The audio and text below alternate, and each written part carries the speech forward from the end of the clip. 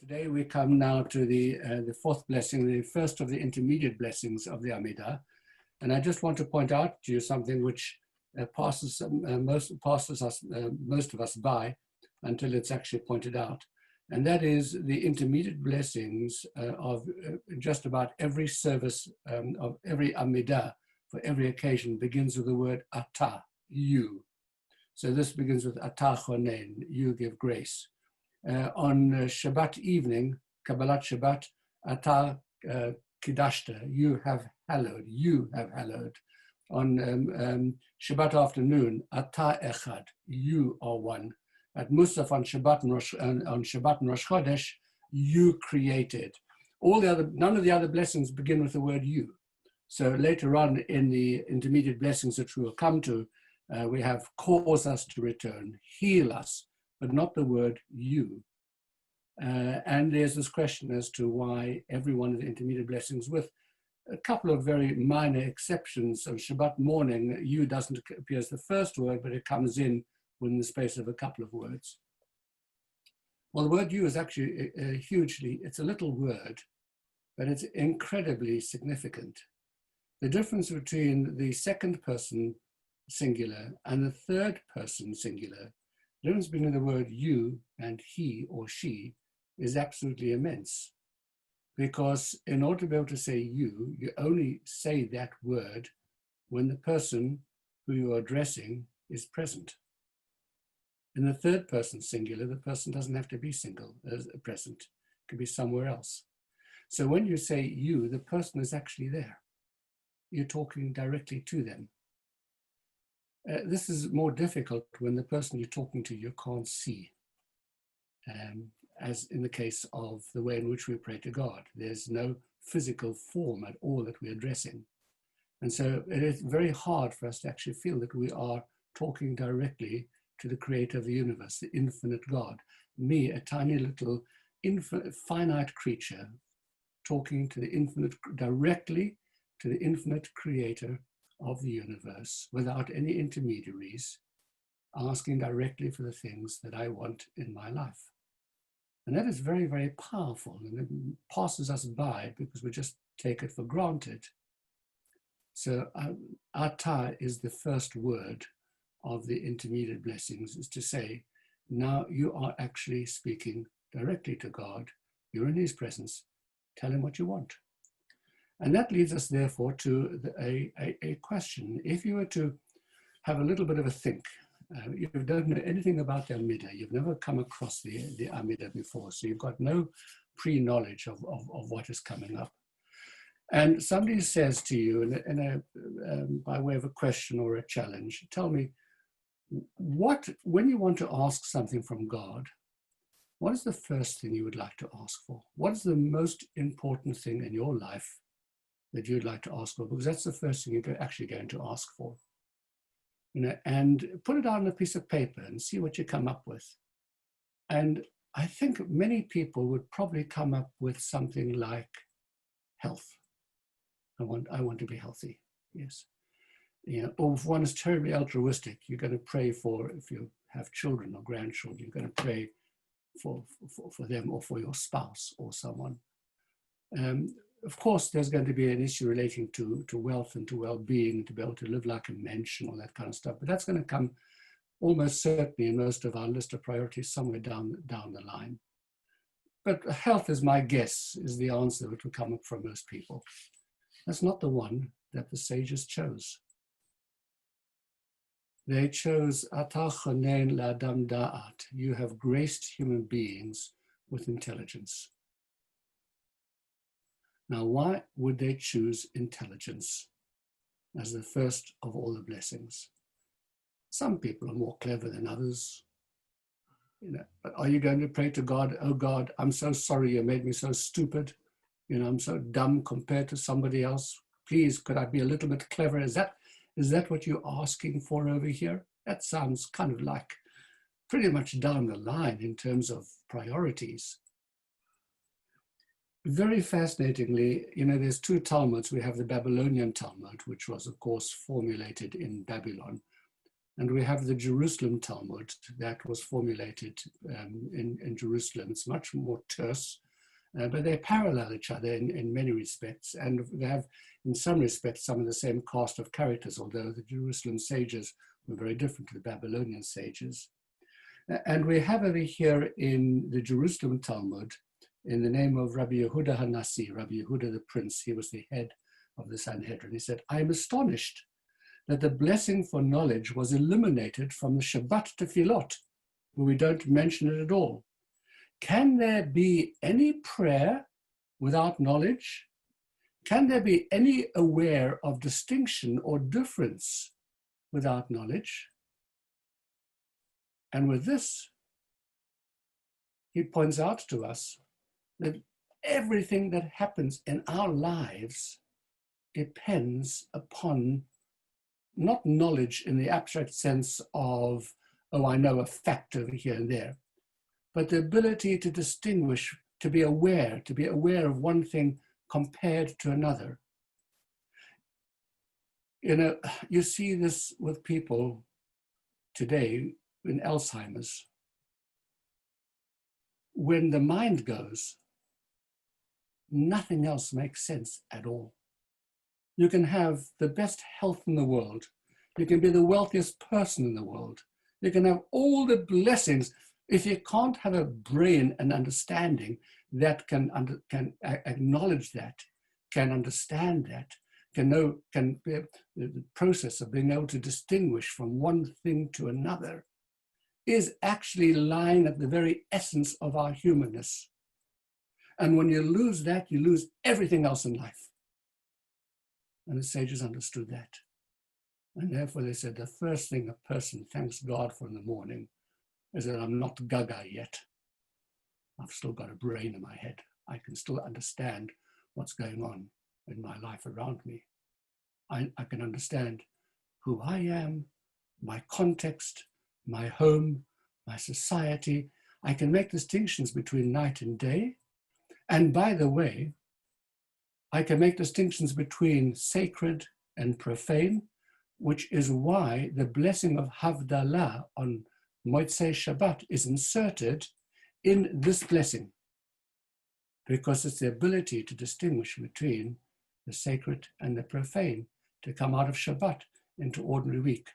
So that blessing is part of Atah Chonein La'adam Da'at.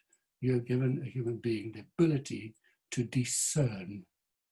And that's what lies at the very core of this blessing over here. Well, there's much more to talk about in it, and we'll have to wait until tomorrow.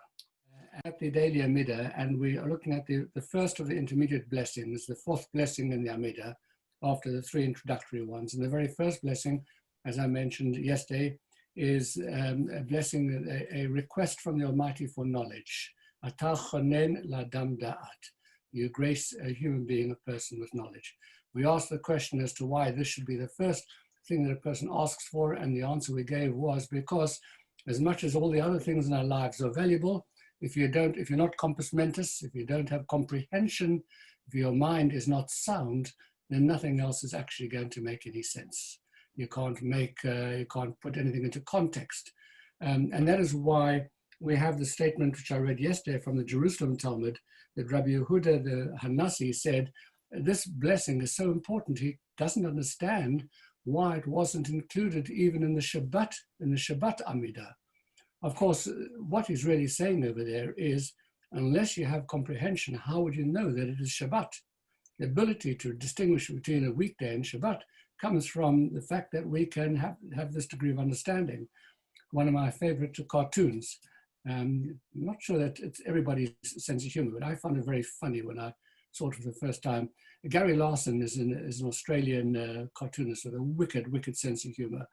And he's got some very, very funny images. He just sees the world in a slightly different way. And one of his cartoons is he's drawn a vast plain, absolute emptiness, nothing to be seen for miles and miles, no features at all on the horizon, etc. And there's just two tiny little hippopotami standing, somewhere in the frame, and the one says to the other, I just don't know what's the matter with me. He said, I keep thinking that today is Thursday. Like, hey, well, even the ability to know that today is Thursday is something which comes because we atah chanen ladam da'at, that we have the comprehension. So this blessing, therefore, becomes so important that it becomes the very first thing that we want to put into our list of personal requests that we ask for from the Almighty every day. On the assumption, of course, that the Almighty is able to grant these things.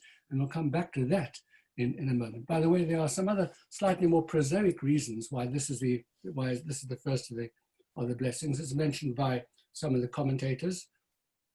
And there is a verse in Isaiah, the book of Isaiah, where holiness, which was the previous blessing, and understanding follow one from the other in two consecutive verses. So since we see in the prophet that holiness is followed by understanding, that's another reason why the sages put these two together over here when they composed the Amidah. Another is in the same way that it says, Atah Kadosh, you are holy, and it goes to say, Atah Chanen, you grant knowledge. The fact that there's similarity of language is also another reason why the two of them come together. But there is another fascinating question that has to be asked about this blessing, because when we ask for knowledge, what kind of knowledge is it that we're actually asking for? Is it just a mind that works, a brain that comprehends, what I've called compos mentis, the ability to make distinctions, to know one thing from another, because much of our lives is about, from a very early age, is about being able to identify similarities and differences. Remember the kinds of stuff, the books that you give to little children, and when you see, by the way, isn't this a great joy for those who've had children or grandchildren, when you see a mind beginning to unfurl, to unfold, to develop. You see intelligence in a child, grasp, etc. You just see this incredible gift of da'at, of knowledge. But you know, when you give a child these little books, big, small, round, square, etc., this is the brain doing the process of organizing, distinguishing, qualifying, understanding difference, etc. Is that the kind of knowledge which we're talking about over here? Or did the sages have something else in their mind? Was there a specific kind of knowledge that they were suggesting to us? And very fascinatingly, if you go back to some of the earlier extant sources of this prayer, because the prayers developed over a period of time, remained broadly the same, but there were changes in language, etc. The earliest prayer that we have is of the Amidah is actually a composite prayer that is found in the Talmud, and it is a prayer for those who are working, perhaps sitting on the top of the tree picking dates or something like that, and they don't have time to come down and to go to shul and everything else. And so the sages offered them a real quickie. And by the way, and you still find this in some editions of the Siddur. It used to be in the Singer's Prayer Book, that if somebody is in a very, very great hurry or whatever, one paragraph which kind of like captures all of the intermediate blessings, and put them all together in little phrases, etc. And you get the whole thing. Imagine, you don't have to stand there for 5 minutes davening the Amidah. You can do the whole thing in about 30 seconds. It's genius. It's a prayer called Havinenu. Yeah. And it's there in Brachot, in Talmud Brachot, still extant. And this is one of the earliest places in which we see the phraseology of these prayers. And there, the expression is, give us understanding, O Lord, to know your ways. That doesn't appear in our prayer. To know your ways means this is knowledge that is specifically leading to a goal, and the goal is to understand the divine. In other words, it's not just knowledge, it's not Encyclopedia Britannica knowledge, it's divine knowledge, it's religious knowledge, it's knowledge of your ways, presumably so the person, as a consequence, can change from inside. We'll come back to this in greater detail tomorrow because our time is pretty much up. But it always reminds me of the story of the first-year philosophy student who's taking a course in moral philosophy. And they've got this professor who is just filled with, just hugely charismatic. He speaks all the time about the beautiful concepts of the good, the beautiful, the right, truth, everything else, etc. And the students, the first-year students, are just absolutely in love with him. And then it turns out that he does something, behaves in some way which is entirely inappropriate, totally contradictory to everything that he's been preaching. And one of his first-year students goes up to him. She has tears in her eyes. She said, Professor, how could you do this? How could you do something like this, which is, I mean, it just doesn't fit with all the things you've been teaching us and saying to us. And he looks at her and he says, with great pity, he says, my dear, he says, must a professor of geometry be a triangle? Because knowledge doesn't necessarily mean that your behavior changes. But when you talk about grant us knowledge so that we may know your ways, we're talking about not abstract academic knowledge, but we're talking about knowledge which influences the way in which you live. And strangely enough, that didn't find its way into the version that we have in our Siddurim. And the question is why? And for that, I'm afraid, we're going to have to come back again tomorrow. Okay, so let's move on now with the bracha, the fourth blessing. And as I mentioned yesterday, although in the blessing it says, Atah chanen l'adam da'at, you grace man with knowledge, there's no indication in this prayer as to the nature of the knowledge, what kind of knowledge it is that we're asking for. And yet when we look at some of the very ancient texts, particularly the first one, the oldest text of prayer that we have in the Talmud itself, in Brachot, where we have the Havinenu bracha, which takes a shortened form. It brings all of the intermediate blessings together in one paragraph for those who were in a tremendous hurry or urgent circumstances and didn't have time to daven the whole of the Amidah. And there it says, give us understanding, O Lord, in order to know your ways. Similarly, we find in one of the very early editions a extant version of the Amidah in a text called the Geniza text that was uncovered a number of years ago. There as well we find, O our Father, give us knowledge, give us the knowledge to study your Torah and our eyes to obey your commandments. And once again, the knowledge is very clearly defined as being religious knowledge. And as it happens, when we insert the special blessing, additional in the blessing on Motzei Shabbat to distinguish between Shabbat and the weekday, once again in that Havdalah, we say, you have favored us with the knowledge of your Torah and you have taught us to perform the statutes of your will. So at least even in our contemporary prayers in the Havdalah, we mention a purposeful knowledge. And yet, in the actual text of our daily prayer, that second part of it has been dropped and we are left only with please grant us knowledge without defining the nature of the knowledge. And it's an intriguing question as to why the latter part of this, the purpose of this knowledge, somehow got dropped from the script. And we're left only with knowledge in general. And I've seen no explanation for this in any of the texts as to why the version that we use doesn't mention the purpose of this knowledge. And I therefore just have to assume that it's almost implicit. I mean, after all, what is a Jewish person going to use their knowledge for? What's the purpose of knowledge? As we say at the end of benching, sof davar hakol nishma. At the end of the day, the bottom line of life is fear God and know all of his ways. So the apex of all knowledge is to be able to understand our place in this universe, to understand who we are, why we're here, and who it is who guides our life.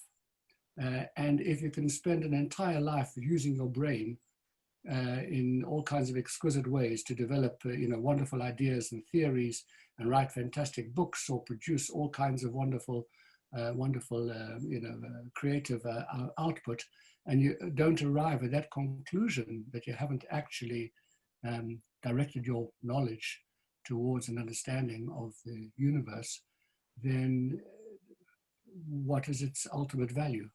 So I think that the idea of the purpose of this knowledge is implicit. I remember the story of an author who came to visit the Lubavitcher Rebbe and gave him one of his books, and he asked the Rebbe, "What do you think?" It was a Jewish author. He said, "What do you think that the purpose of an author should be?" And the Rebbe responded to him. He said, "You can write about whatever you like, whatever topic you want to deal with." He said, "But the reader at the end of this book has to come away with an impression that the person who wrote this book believes in God. In other words, that there is something there in the knowledge that indicates a sense of who I am and what I stand for." So that would be my response then to the actual formulation of the blessing. The next thing over here to look at in this blessing is the fact that the word chonen, which means grace, is mentioned at least 3 times. It dominates the entire blessing. Ata chonen l'adam da'at, you grace man with knowledge. Chanenu me'etcha dea bin vaskel, grace us, may we how does it put over here? Grace us with the knowledge, understanding, and discernment that come from you. And in the blessing itself, Baruch atah Hashem chonen hadat, the one who graciously gives us knowledge. So what is this idea of chinun, or chanun, of grace that has to be so much present in this understanding of knowledge? Ze'ev Yavitz, who was one of the early grammarians, the one who helped to formulate the Hebrew language, modern Hebrew language, says, every generous granting of a gratuitous gift is expressed in Hebrew by some form of the word chanan. And he quotes from places in the Bible where the word chanan always means gratuitous gift, something which was given even though you didn't actually ask for it. And a little bit later, in one of the great commentaries on the Siddur, the Eitz Yosef, the Otzer HaTefillot, he says, the men of the Great Assembly assigned the expression favoring, when they wanted to explain understanding, to indicate that knowledge is not acquired by human effort alone, but through an act of divine grace at the time when the individual is formed. And what the sages are getting at over here is the distinction between knowledge in the sense of acquiring facts and information and analyzing it and the thinking process on the one hand, and the capacity to think, the ability to be able to have a working brain. That comes to us as a gift from God. That we didn't earn in any way. You might use your brain subsequently, and some people use their brains better than others, there's no question about that. But the capacity to be able to understand is a gracious act of gift from the Almighty. And therefore, say the sages, for that reason, you don't ever want to be in a position where one person is looking at another person and denigrating them for having more or less knowledge than oneself. Because after all, we all know this, there are some people who are just very, very brainy. You remember what it was like at school? There were clever kids in the class, and you had to slave away, and even after working so hard, your brain couldn't remember facts, etc. Your exams, just know. And there were these kids who were just straight A's, just so brilliant. It was just so irritating, wasn't it? And it continues to be irritating. You see these brilliant people around, they drive you crazy, It's just so easy for them. And you think to yourself, Ribono Shel Olam, it's not fair. Why are some people born so clever and others just don't have that capacity? So you can't ever be jealous of someone else because as this prayer wants to say, that there is a gift that comes to each one of us by God. And if there is less intelligence, it's made up with something else. Every human being is whole and complete, but different one from the other. And because, in a sense, I suppose, Judaism is so intellectually based, you know, the sages, etc., all sitting over there in the study hall, and we're so much about, you know, brains and memory and understanding, etc. It becomes very, very easy to be critical one of the other. And intrinsic to this whole religion, which is so intellectually based, is that there shouldn't be any sense of either jealousy or sense of denigration one to the other, because knowledge is a tachonein ladam da'at. The Almighty gives everybody exactly what they need for their life and for their life's purpose. Yeah, and in that respect, this prayer actually becomes a very important one, because you can imagine the person davening and then going to the study hall, you know, and spending the rest of the day engaged, you know, in deep studies, etc. All the differences of intellect would begin to emerge, and how important it would be to just remember, this is a gift from God. Don't criticize one for the other. So something in this word chonen, in the sense of grace, the ability to be able to think, the capacity to understand, etc., being God-given, is a very important concept within Judaism. There's other things to talk about, but we'll leave that for the next occasion. To grace us with knowledge. Well, knowledge is, we've already asked the question, what sort of knowledge we're talking about? We're talking about religious knowledge, as in some of the earlier extant texts, or we're talking about knowledge in general, as appears from this prayer, because the knowledge that we're asking for appears to be unqualified. In fact, it is qualified in a sense, because knowledge divides itself into a number of different categories, as you would say even in English about the capacity to think. Is there a difference, for example, between perception, which is one kind of brain function, meditation, contemplation, pondering, logical deduction? Well, all of those are different ways in which the brain works. And what we have in this prayer over here also is a division of 3 different kinds of brain capacities that we're asking for. And they are called Dea, Bina, V'Haskel. Those are the 3 that are mentioned in the prayer. By the way, I always say that, you know, if you go to meet an Eskimo will have lots and lots of different names for ice or snow, because that's their business. You know, they know about snow. And you can't just say snow. There's different kinds of snow. For us, there's just snow. But if you're really into snow, there's lots of different kinds of snow. If you, on a boat with a sailor, you can't just say to him, hey, mate, throw me that rope. Because there's lots of different kinds of ropes. They do different kinds of things. That's their business. They've got lots of names for ropes. Jews are into God and thinking. So we've got lots of different names for God, and we've got lots of different names for thinking, because that's our business. You can't just say thinking. So over here you have Dea, Bina, V'Haskel. And the question is, what is the difference between them? So Shimshon Raphael Hirsch gives an explanation. He says that Dea is from Da'at. It means the true perception of something. We ask for the gift that you should be able to look at something and actually see it as a situation, and to read it as it really is, to penetrate to the truth of the issue.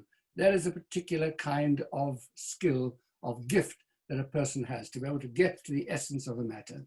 Bina is always understood in Rashi and in other places as the process of logical deduction. Once a human being is given a piece of information, we can travel with it.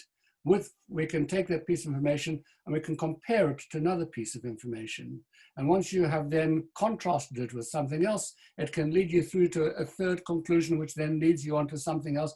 And there's a thinking process by which one compares, differentiates, builds, subtracts, etc. And it's a very, very complex, extraordinary process in which human beings are able to, and you see this in science, that in the development of even in vaccines or whatever, one is building on old knowledge all the time and developing it further. That is all the process of this brain function called Bina.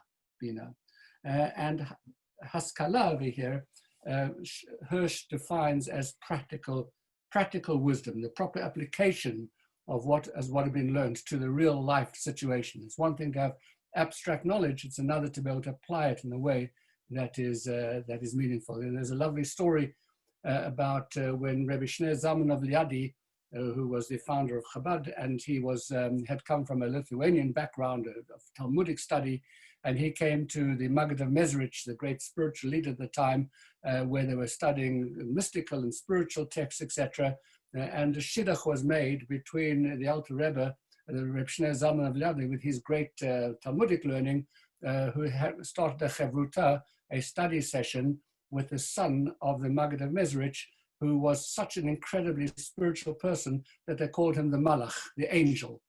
So the story goes that the two of them, the one the great Talmudist and the other one the great spiritual mystic, sat together to study the Talmud Beitza, the tractate which speaks about Yom Tov. And famously, the tractate starts with the words Beitza shenolda beYom Tov, which is translated as an egg that is laid on Yom Tov. A whole discussion about the egg which is laid on Yom Tov, whether you're allowed to eat it, not allowed to eat it, etc. But it's a new thing which has come into the world. So the Reb Shneur Zalman said to the Malach, he said to him, okay, so now you translate this. So he translates it as follows. He says, when the spiritual world of Atzilut descends into the world of Bria, so the Shneur Zalman interrupts him and says, no, it's talking over here about Beitza shenolda beYom Tov. He said, yeah, that's what I meant. When the spiritual world of Atzilut, the highest of worlds, descends into the world down below it, into the world of Bria. So he interrupted and says, hang on a second. This is talking about an egg, a chicken, okay? A chicken who lays an egg on Yom Tov. And the Malach looks up at him in surprise and says, what's a chicken? So far, nice story. He was so far removed from practical application. His knowledge was at some other kind of level, couldn't bring it down to the practical application. Well, Haskel means that you actually take the knowledge and you apply it in a practical way, which, by the way, the word Haskalah took on a very, very negative connotation because Haskalah became the name of that movement which started in Germany in the 19th century and spread like wildfire across the whole of Europe into Eastern Europe as well, and caused the complete and total destruction of traditional Jewish communities into modernism, because Haskalah became the movement of rationalism or of the new knowledge, of secular knowledge. Haskalah became known as secular knowledge, which had this extraordinary impact, caused one of the major changes in the Jewish world in the 19th century was because of the Haskalah movement.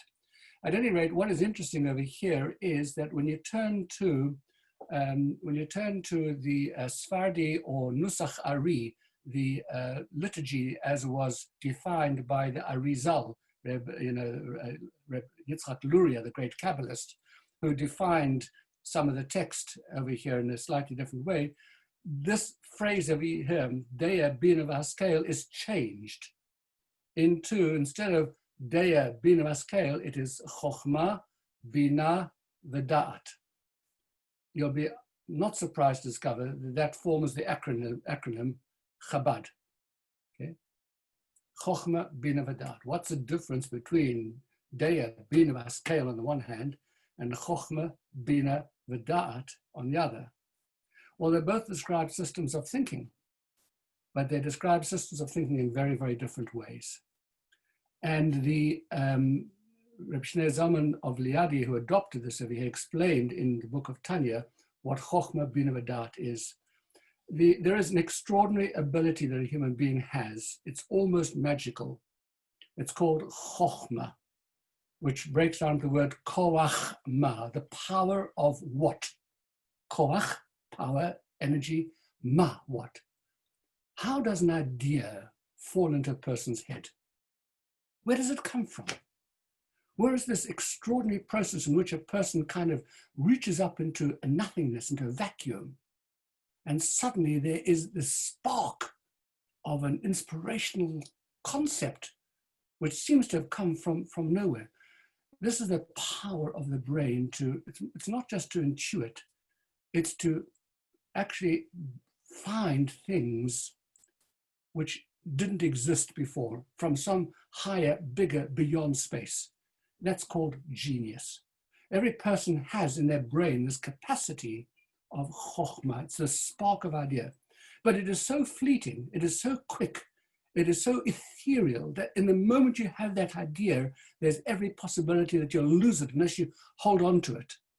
So the next part of the process then is to take this germ of an idea, the spark of an idea, and to expand it, to work with it, to begin to understand it, to give it breadth and depth, to take it to travel with it, to expand it into a theory, to take it to another place. This is the power of Binah, to be able to work with intelligence in the way which we described before, to logically move from one stage to another stage because of all the skill of comparison and of definition and prior knowledge and of memory, etc. It's a wondrous, amazing process.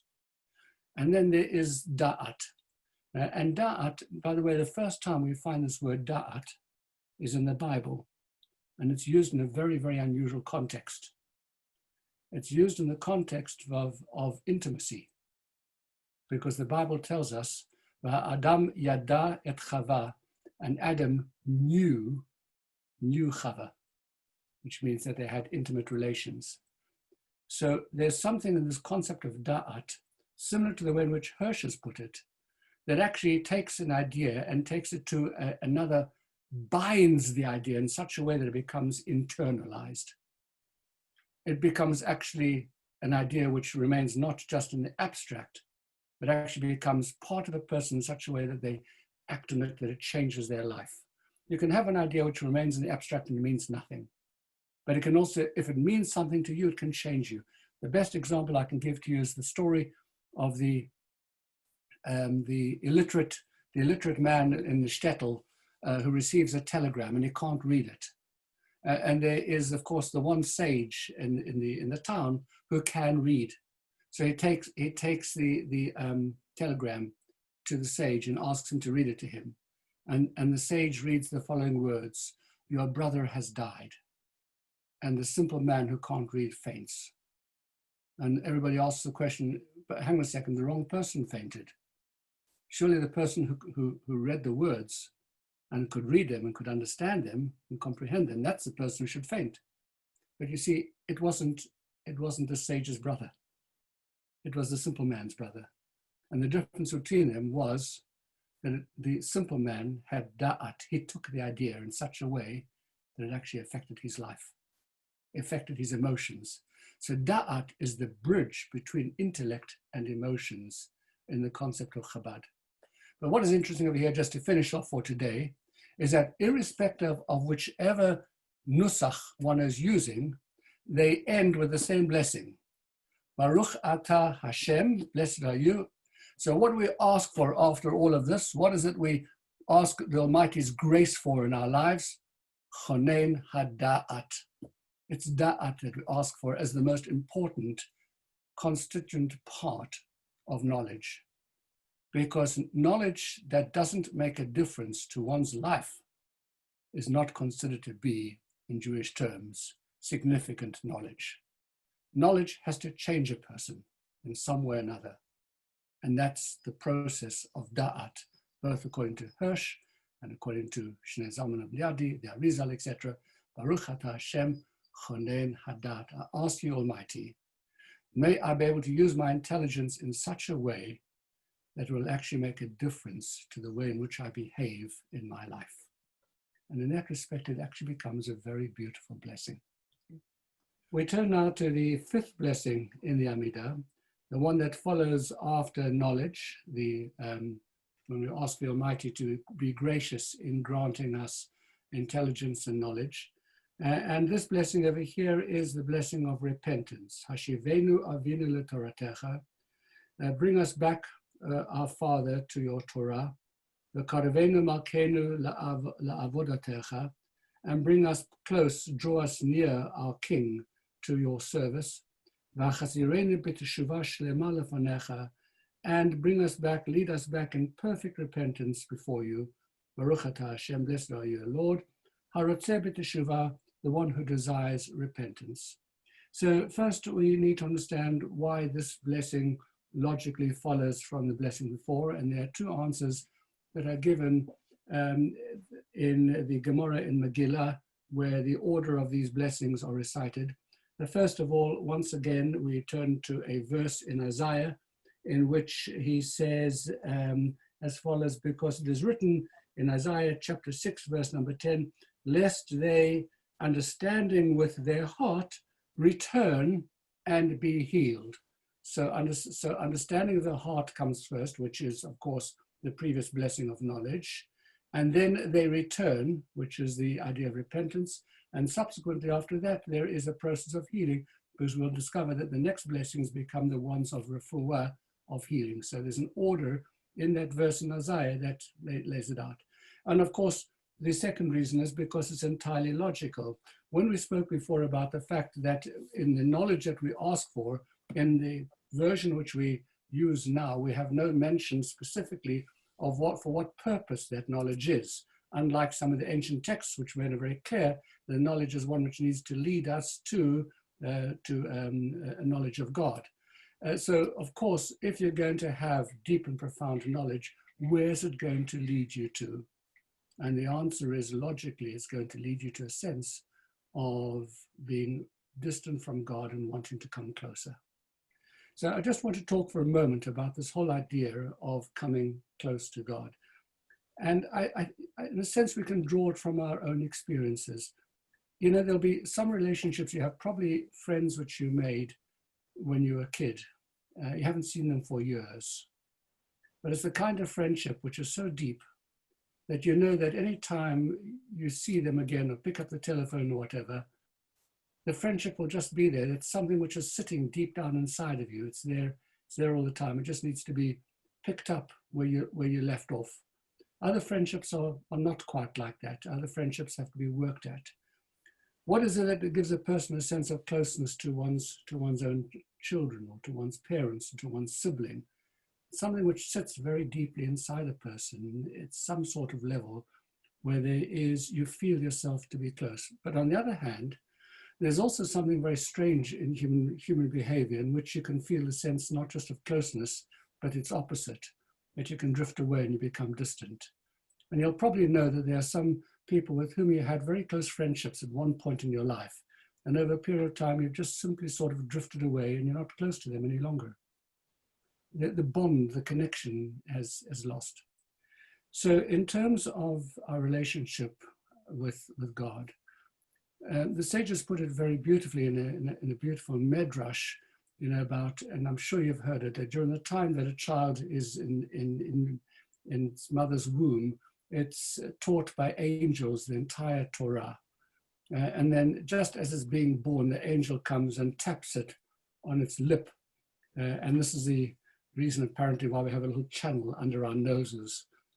That's where the angel has given us just a little tap on our lip, and we have forgotten all of our Torah. And the reason why the sages teach this idea over here is to say that there's something actually swirling around somewhere deep inside of us that wants to find its way back, wants to find its way out. And in the course of our lives, because, you know, we live very physical lives and material lives, and we're engaged in so many other things, there is a sense of drift. You just feel yourself kind of like being a little bit distant from God. I had a friend when we were Baalei Teshuvah, hot to trot in yeshiva. I had a friend, you know, we were working really, really hard at being close to HaKadosh Baruch Hu, and our davening and our learning and everything else. And he said to me, you know, sometimes I go a little bit, he used the expression fry inside. The word fry means irreligious. He says, you can't see anything on the outside. I'm still putting on tefillin every day, and I'm still saying all the blessings and everything else. But deep down inside, I've kind of like drifted away. You know, I've lost the plot. I no longer feel that sense of closeness. There's an assumption over here that inside the soul of every Jew, there's a deep, profound desire to be connected to HaKadosh Baruch Hu, to God. And it's a struggle in our lives to keep that up, because there are so many distractions. There's so many things which draw us away from it. And so therefore the sages wanted us every day to stand up and to kind of like reboot, to press the reboot button and to actually declare to ourselves, you know what, HaKadosh Baruch Hu, actually, I want to be closer to you. I want to feel your presence inside of me. And the avenue in which to achieve that is going to be through some kind of activity that brings me closer to you. It's either going to be learning, it's going to be davening, it's going to be something in my life that brings me back into, immerses me back into an atmosphere, into an environment, into a sense of being part of you. That's one of the reasons, by the way, that people belong to communities, because when you're out on your own, when you're alone, you lose sometimes a sense of connectedness. And communities help you, to bring you, to draw you back in again, to give you that sense of connectedness. Many, many years ago, I don't actually ever remember sermons that I've given, but I do remember one that I gave to one of David Turner's children at their bar mitzvah. And because I'd just read this beautiful imagery of a young man, a father who brought his young son to the Rebbe and said to the Rebbe that he was very worried about his son because his son was not showing religious tendencies. And it was a cold winter's day, and the Rebbe was sitting in his home in front of a coal fire. And the Rebbe listened very attentively, and he had a poker in his hand, and he poked at the fire, and he took one of the little coals and he separated it from the rest of the coals in the fire. And he said to the child, he said, now, I want you to look at this coal over here. You see, when it is connected to the other coals in the fire, it retains its heat. But when you separate it out on its own, it'll glow for a little bit, but not being close to the other coals, it's eventually going to lose its heat.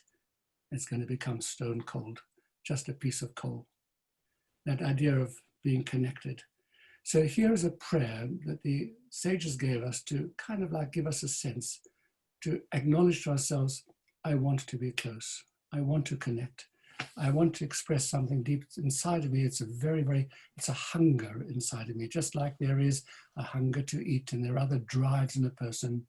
The Rabbi Zalman of Liadi once said very famously, a Jew is unable to tear himself away from God. There's something very deep that wants us to continue to be connected.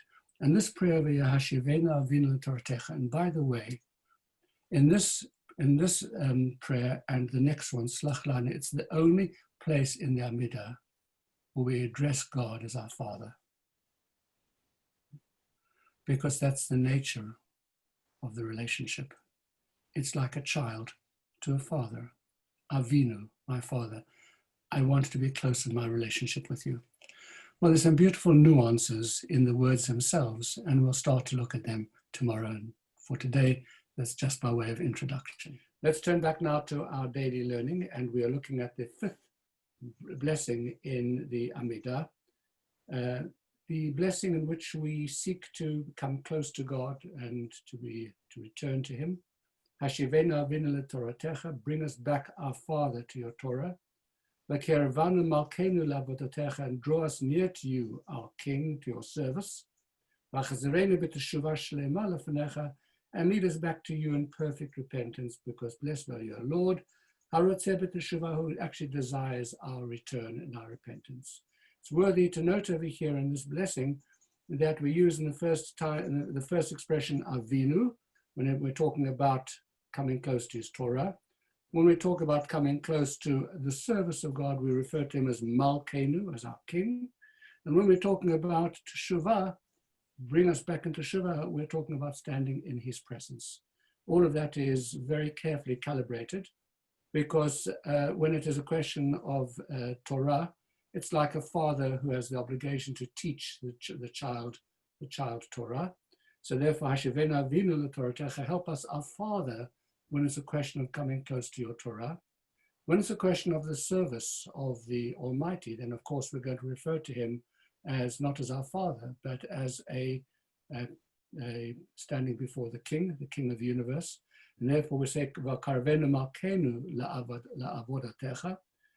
Nevertheless, when it comes to teshuvah, we don't refer to God as our Father or as our King. We talk about actually being in his very presence. Teshuvah brings you right there, close to HaKadosh Baruch Hu, close to God. V'chazreinu b'teshuvah shlema lefanecha, in front of you yourself. There are a number of questions to be asked about this passage over here. One question is, why are we asked you to come close to God? Why does this become part of our service altogether? What is the instinct that drives us to want to be close to HaKadosh Baruch Hu? And I think the answer to that, because yesterday we discussed this and I described it as an instinct, like other instincts that a person has, the instinct for food, the instinct for warmth, the instinct for comfort. These are basic drives in a human being. And what we're saying over here is that there's a basic drive in a human being to want to be close to God. And we need to understand this. Well, why does this happen? So perhaps the answer is because when we talk about our souls, we're talking actually about a part of God.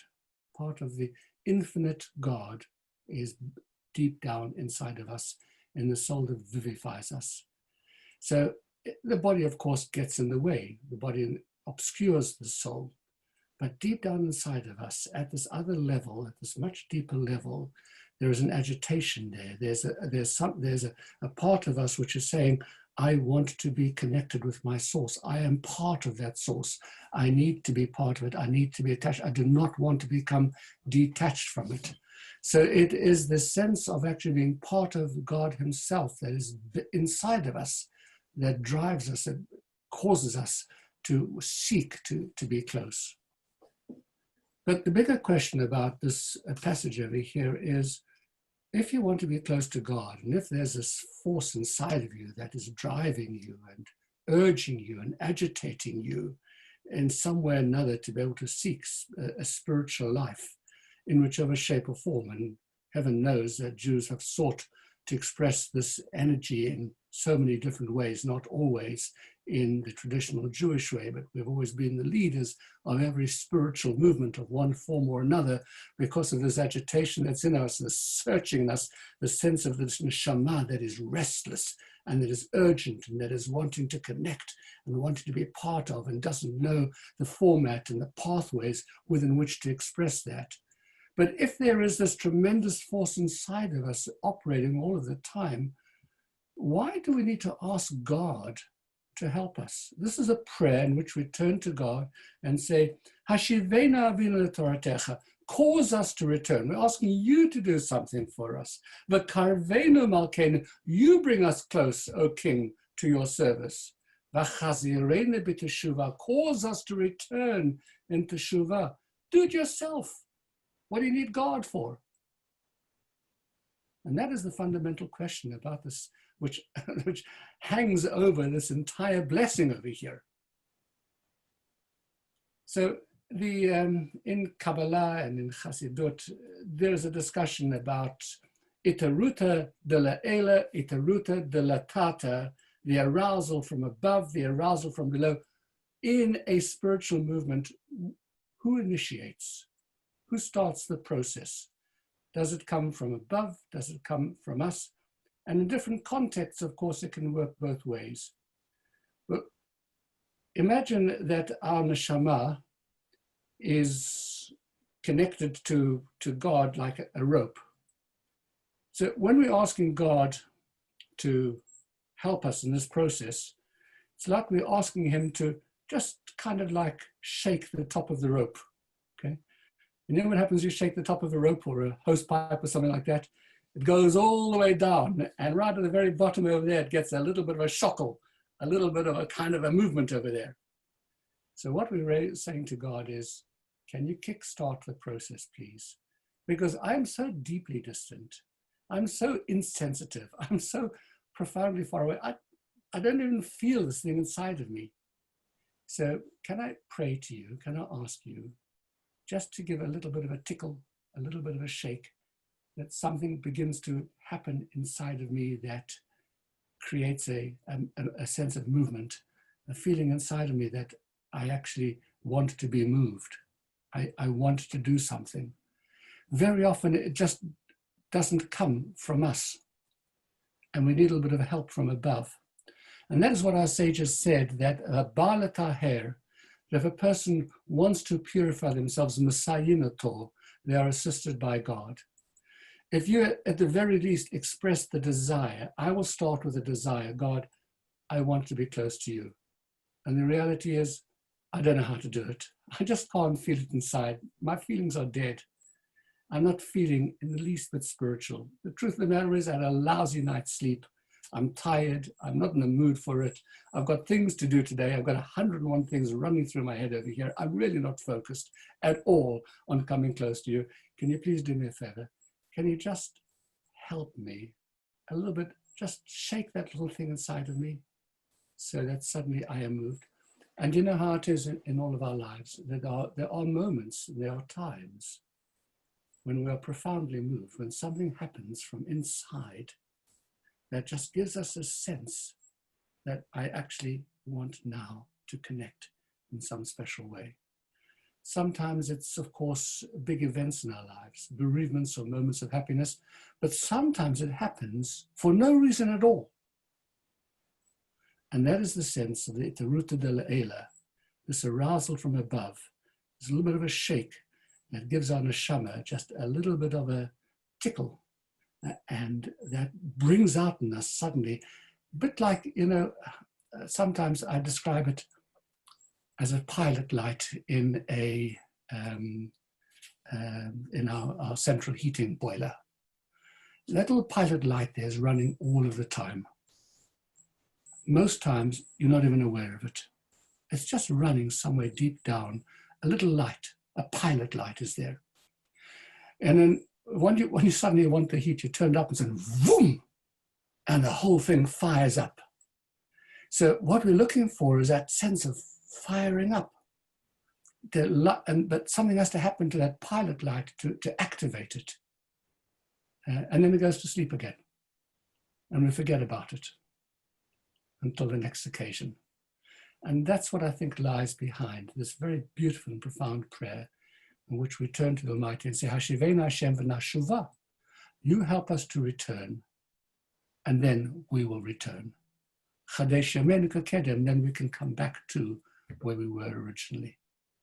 So that's our thought for the day, and tomorrow, please God, we'll continue with the next blessing.